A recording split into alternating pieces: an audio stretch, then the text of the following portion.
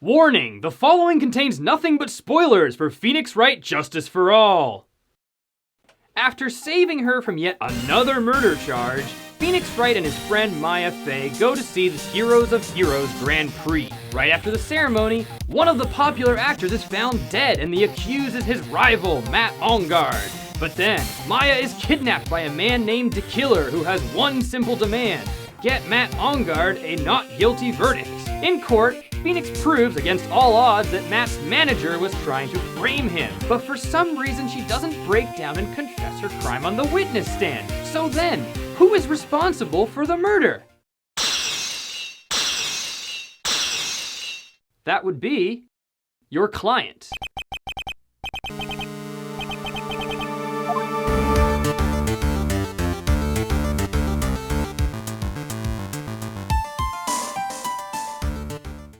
What I just described was the final case, Farewell My Turnabout, widely regarded as one of the best, even though the game as a whole wasn't all that great. In terms of presentation, almost everything has remained the same, except you can now present people's profiles to point out contradictions involving identities, the strike system has been replaced with a life bar, and there's a new soundtrack. The satirical elements are still there, but their purpose is more for setting or comic relief. From this game onwards, the focus is even more on the characters. The prosecutor this time is Franziska von Karma, daughter of the big bad from the previous game. She's intelligent, condescending, and determined to beat Phoenix in court, although in a neat twist, her reason has nothing to do with revenge for her father's defeat. Her development happens almost exclusively at the end of the game, when she plays a large role in saving Maya despite taking a bullet to the shoulder. But unlike before, she's not the focus of the narrative. Instead of trying to rehash the first game, the creators decided to do something very different.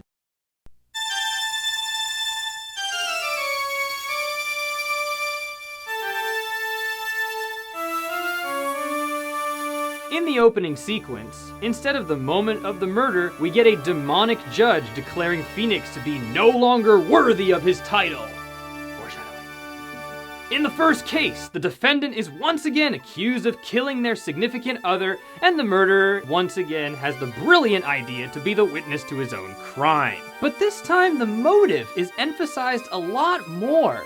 It was a misunderstanding made by a paranoid con man. He's obviously a horrible person, but it's made clear that he's not someone who would ordinarily kill. In the next case, we also learn a lot about our killer.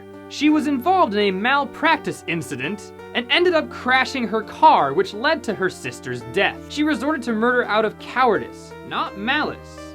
Then, in case 3, everything seems backwards. The defendant is an arrogant and egotistical jerk who only cares about himself, whilst the murderer is a kind and caring acrobat who lost his brother and legs to a tragic accident in the past. It's made very clear that he's not inherently a bad person, even though towards the end he recognizes the error of his ways. Instead of evil psychopaths who kill without remorse, Justice for All explores the tragedies of increasingly sympathetic villains who resort to murder for very specific reasons. This game decided to connect the cases thematically instead of through specific plot points, and there's a reason for this. At first, it appears that the final case, Farewell My Turnabout, will continue the same pattern, especially when we meet Adrian Andrews and learn that she has a very good reason for wanting the victim dead. On top of that, the whole case seems to have a strange number of similarities with Turnabout Samurai from the previous game. Costume impersonation, falsified murder weapons, so many motifs are strangely similar, and it's an intentional retread designed to make you, the player, believe that your client is innocent. But the biggest misdirection was actually a gameplay mechanic that was added to make the investigation sequences more interesting. Earlier, Phoenix was basically given a spiritual lie detector. If the person he was talking to was hiding something, psych locks would appear on the screen, and your role as the player would be to break them using evidence. Naturally, when Maya gets kidnapped and Phoenix meets Mat Engarde, he asks him if he's killed anyone. Mat says no, and since no psych locks appear, the gameplay assures us that he's trustworthy. But then, by investigating a bear, we discover that he's undoubtedly guilty. And after confronting him on his secret, he reveals his true self, which involves pulling out a glass of cognac from thin air just so he can swirl it around in an evil fashion. The court sequence that follows is one of the most gut-wrenching moments I've ever played. All the bluffing tactics you've grown accustomed to suddenly feel like dirty tricks. The whole courtroom despises you, and all you can do is just keep stalling in hopes of a miracle. This is the story of Phoenix Wright, and it's told by having you, the player, experience a defense attorney's worst fears. Unlike the vast majority of video games, you have very little power. All you can do is put up a defense that would make Saul Goodman proud.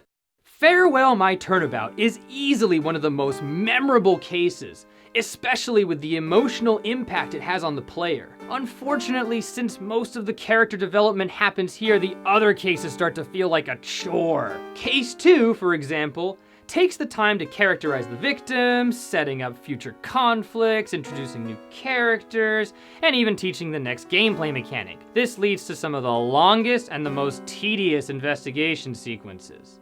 And then we have the third case, easily one of my least favorite in the entire series.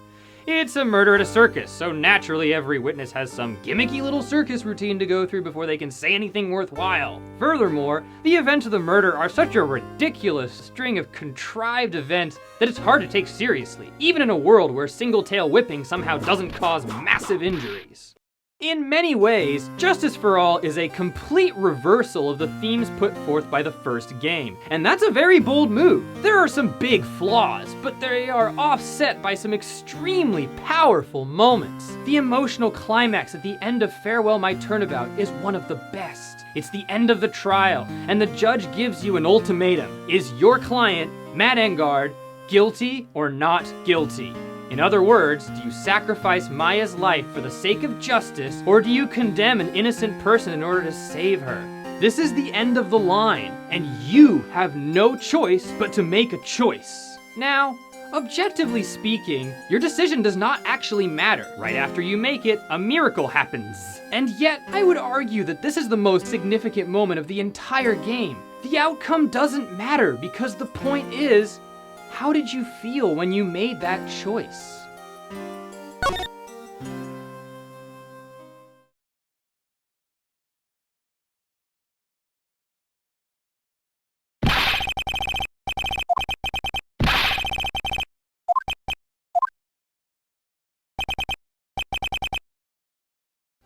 And that's all for my analysis. Thanks for watching. Don't forget to like, subscribe, and share your thoughts in the comments below.